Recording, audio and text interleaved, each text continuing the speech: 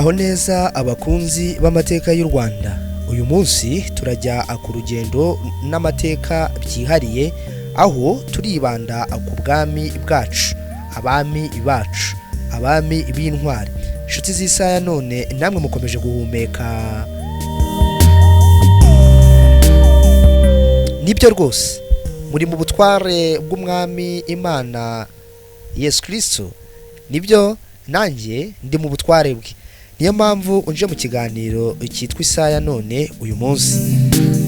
Ariko uyu munsi hari ibintu bidasanzwe. Abami bacu ntibari abantu basanzwe, gusa bari abayobozi b'intangarugero, bakomeje umuco, ubutwari n'iterambere ry'igihugu.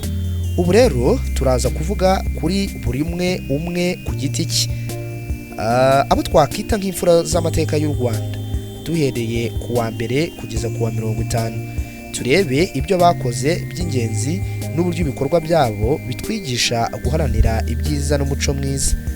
Twitegure rero, turaza gusobanukirwa neza n'amateka y'abami bacu, kumenya intwari zacu no kwigira ku bunararibonye bwabo. Ni amazina yabo, ariko se ntabwo ari amateka yabo kuva hasi kugeza hejuru. Ni izina, ariko tukareba n'icyagiye kimuranga ku ngoma ye. Biratangaje ko umuntu yakubaza witwa yego nitwa ariko se basura umunyarwanda. Yego ndi umunyarwanda. Ngo mbwira umunyarwanda wa mbere, oya, mbwira umwami umwe byibuze muri iki gihugu cy'u Rwanda, umbwire n'ikintu cyamuranze cyangwa se umuziho. Ukareba hejuru uti ariko se Musinga yakoze iki se? Nuko ngiye ngatera hejuru rero nkaba ndakurushije, nkagira nti umwami Rutarindwa, intambara yo ku Rushushu. Ariko nanjye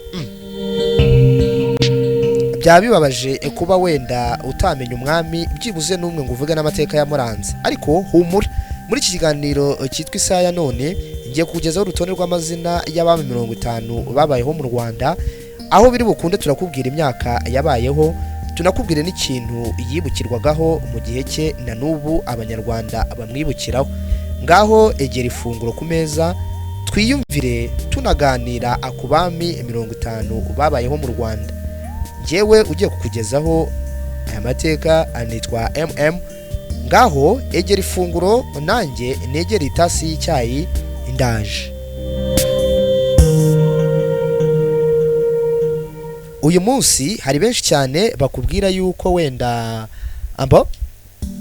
ariko ndaje nanjye ngende numviramo gake gake. Ushobora gukuramo umwami akaba yabarora umudo wawe mu ndimi z'amahanga, ariko ndabizi kiraza kukuryohera iki kiganiro. Ntibagirwe gukanda subscribe ugeze hano bwa mbere, share, comment. Biratugaragariza ko n'ubutani tugarukana hari abamikazi babayeho mu Rwanda, tuzasanga uhari. Icyo usabwa rero, wowe wamaze gukanda subscribe, nukumva ko ngushimiye. Icyo ugiye kongeraho, urebe iki kiganiro ukuva ku ntangiriro kugeza ku musozo. Ambahaye ikaze.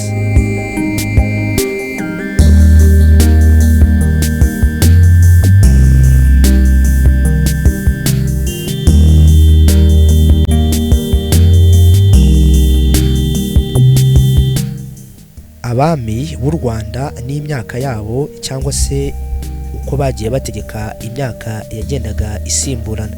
Umwami wa mbere yitwa Gihanga Ngomijana, 1901. Ariko 1901 wenda ese sibwo nanjye namenye ko abakoloni baje ryari. Ese reka ntangire nkubaza ikibazo, urumva ari abakoloni na Gihanga Ngomijana ari nde wabanje? Umwami wa mbere wagaragaye muri uru Rwanda rw'imisozi 1000 yitwa Gihanga Ngomijana, 1091 kugeza 1124. Yashinze ubwami bw'u Rwanda, ategura imiyoborere y'igihugu imeze neza mu banyarwanda ba kera.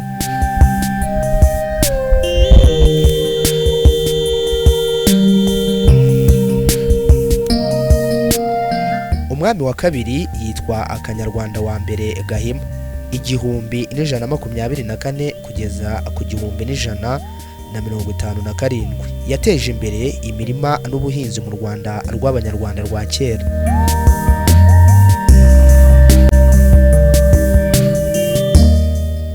umwami wa gatatu yitwa Yuhi wa mbere Musindi, 1157 kugeza 1180. yashimangiye umuco n'imigenzo y'Abanyarwanda. umwami wa kane yitwa Ndahiro wa mbere Ruyange, 1180 kugeza 1213. yateje imbere ubutwari n'imyitozo y'ingabo. ubutware bwa mbere bwagaragajwe n'uyu mwami, ubutwari mu ngabo z'igihugu ndetse no mu batware bategekaga icyo gihe bwagaragariye bwa mbere kuri Ndahiro wa mbere Ruyange. umwami wa gatanu yitwa Ndahiro wa kabiri Ruyange, 1213 kugeza 1246. yashimangiye ubumwe bw'igihugu n'ubutegetsi bw'imiryango. wenda wowe nkurikiye ushobora gukuramo ukajya umenya umwami imyaka yagendaga amara. ndakubwira umwaka, urashaka ko nanakubwira imyaka se? oya, muri abahanga mu mibare cyane. umwami wa gatandatu yitwa Ndahiro wa gatatu Semahunde, 1246 kugeza mu 1279. yashishikarije iterambere ry'imiryango n'ubworozi mu Banyarwanda ba kera.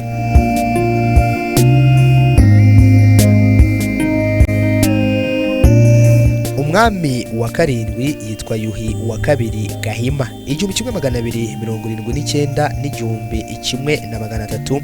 yashimangiye amategeko n'imigenzo y'Abanyarwanda.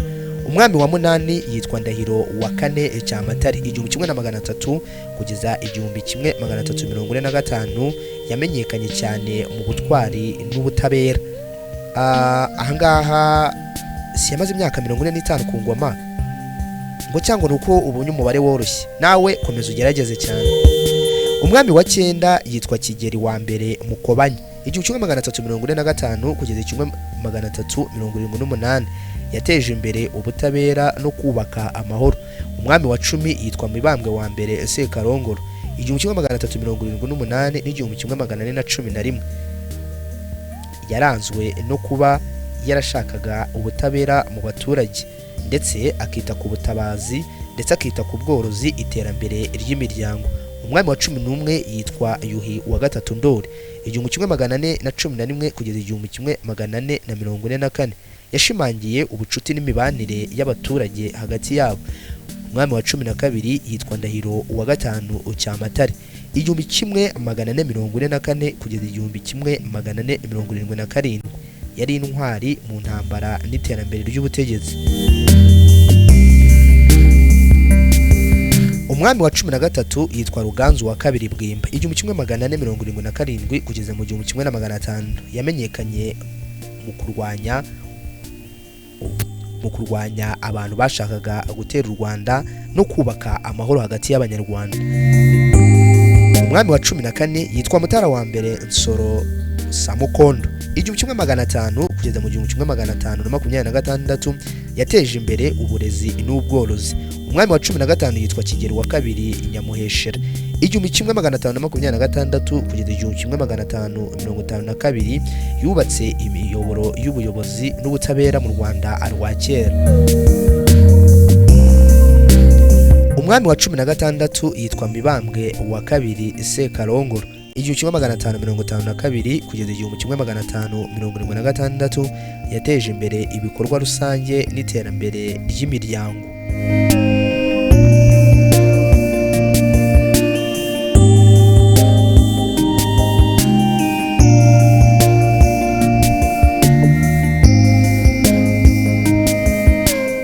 umwami wa 17 yitwa Yuhi wa kane Gahindiro, 1746 n'1882.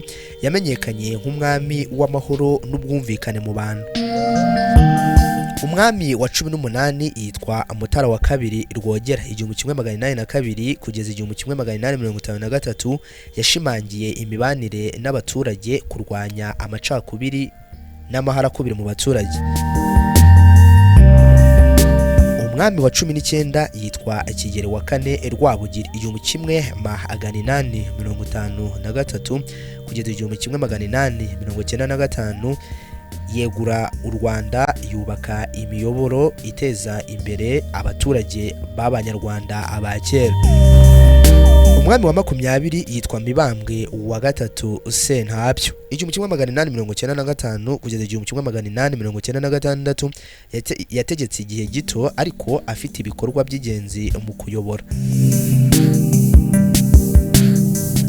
umwami wa 21 yitwa Yuhi wa gatanu Musinga 1896 kugeza 1931 yahanganye n'abashakaga gutera u Rwanda kandi yateje imbere uburezi n'ubworozi muri icyo gihe.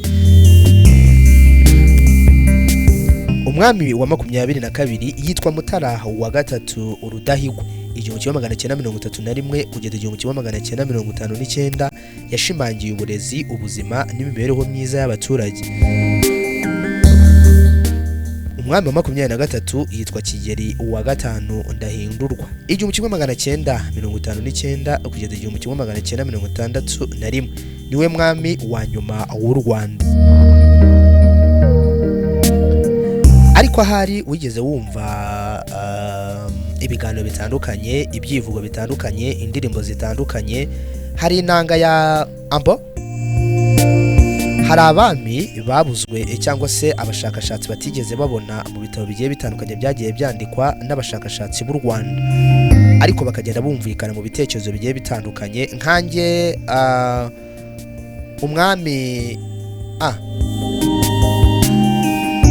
umwami wajugunye umwambi uzuza. hari abami batagaragara mu bushakashatsi cyangwa se n'imyaka yabo itajya ahagaragara, ni abami bageze ariko se reka tubanyuremo turebe nabo, nubwo imyaka yabo itagaragara cyangwa itagaragazwa n'ubushakashatsi, ni amateka y'ingenzi nayo. ntabwo bose bafite imyaka yizewe cyane, ariko bakoreshwa cyane mu mvugo y'umuco w'amateka y'u Rwanda, imigani, ibitekerezo, indirimbo, ngira ngo mujya mubyumva cyane. umwami wa 24 yitwa Kigeli wa gatandatu yashimangiye ubutwari n'umutekano mu bice by'igihugu. umwami wa 25 yitwa Yuhi wa gatandatu, ariko akaba n'umwami yateje imbere ubucuruzi n'ubuhinzi mu Rwanda rw'abanyarwanda abakera. umwami wa 26 yitwa Mibambwe wa kane yashishikarije abaturage gushaka gukorera hamwe ndetse n'ukuntu bakorera hamwe bagatera imbere. umwami wa 27 yitwa Mutara wa kane yateje imbere amahoro n'ubutwari mu banyarwanda. umwami wa 28 yitwa Ruganzu wa gatandatu yashimangiye ubuyobozi bw'igihugu n'umuco. ahari Ruganzu nanjye ndumva ntago ari ubwa mbere. umwami wa 29 yitwa Kigeli wa gatandatu, ariko Kigeli nawe ari mu mateka y'u Rwanda nubwo imyaka ye itamugaragaza. yubakiye ku butabera n'ubumwe bw'abanyarwanda. umwami wa 30 yitwa Yuhi wa karindwi yateje imbere ibikorwa rusange mu banyarwanda. umwami wa 31 yitwa Mutara wa gatandatu yashimangiye iterambere ry'imiryango. umwami wa 32 yitwa Ruganzu wa karindwi yabaye intwari mu kurinda igihugu. umwami wa 33 yitwa Mibambwe wa gatanu yateje imbere ubucuruzi n'ubuhinzi. umwami wa 34 yitwa Kigeli wa karindwi yashimangiye amahoro n'umutekano. umwami wa 35 yitwa Yuhi wa munani yateje imbere uburezi ni gusigasira amateka y'u Rwanda. umwami wa 36 yitwa Mutara wa karindwi yashishikarije ubufatanye n'abaturage mu kwiteza imbere. umwami wa 37 yitwa Ruganzu wa munani yabaye intwari mu gucunga ubutaka bw'u Rwanda. umwami wa 38 yitwa Kigeli wa munani yateje imbere imiyoborere n'umuco nyarwanda. umwami wa 39 yitwa Mibambwe wa gatandatu yashimangiye ibikorwa by'iterambere bya abaturage mu Rwanda rwa kera. umwami wa 40 Yuhi wa 9 yateje imbere uburere bwiza n'umuco. Umwami wa 41 Mutara wa 9 yashimangiye amahoro, ubutwari no kwiteza imbere. Umwami wa 42 Ruganzu wa 9 yateje imbere ubworozi n'ubuhinzi. Umwami wa 43 Kigeli wa 9 yashishikarije abaturage gukorera hamwe. Umwami wa 44 yitwa Yuhi wa 10 yateje imbere ibikorwa rusange n'imibereho myiza. Umwami wa 45 yitwa Mutara wa 10 yashimangiye ubuyobozi bw'igihugu n'umuco. Umwami wa 46 yitwa Ruganzu wa 10 yabaye intwari mu gucunga igihugu no kucyagura. Umwami wa 47 yitwa Kigeli wa 10 yateje imbere uburezi, imibereho y'abaturage ndetse akanabaha inama zigiye zitandukanye. Umwami wa 48 yitwa Mibambwe wa 10 yashimangiye amahoro n'iterambere. Umwami wa 49 yitwa Yuhi wa 11 yashishikarije abaturage gukorera hamwe no kubaka amahoro. Umwami wa 50 yitwa Akirima yateje imbere amahoro, umutekano n'imibereho myiza y'abaturage. Umusozo. Amateka y'abami b'u Rwanda atwigisha ubutwari, gukunda igihugu, guharanira iterambere ry'abaturage no kubumbatira umuco. Iyo twubakiye ku bunararibonye bwabo tuba dufite ubushobozi bwo guhangana n'ibihe n'uburyo tubicamo. Kwiga ku bami bacu ni ukwiga uburyo bwo gukora ibyiza no gukomeza umuco wacu. Murakoze cyane mwiga mwankurikiye muri kino kiganiro. Aho amazina yagiye agarukirana, hari ubwo amazina yagendaga asimburana ariko agatandukanira ku mibare. Aho imibare yagiye irahura ariko icyo bagiye bakora kigatandukana. Ndabashimiye cyane mwiga mwari munteze amatwi. Ikiganiro kigaruka cyangwa se gitaha tuzareba utekereje iki, yandikira muri comment icyo wifuza ko twazavugaho. Isaya none nanyishoreje.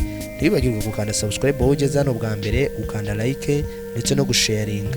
Imana ibandebere cyoroshye, dusubire dukumburanye. Bye bye.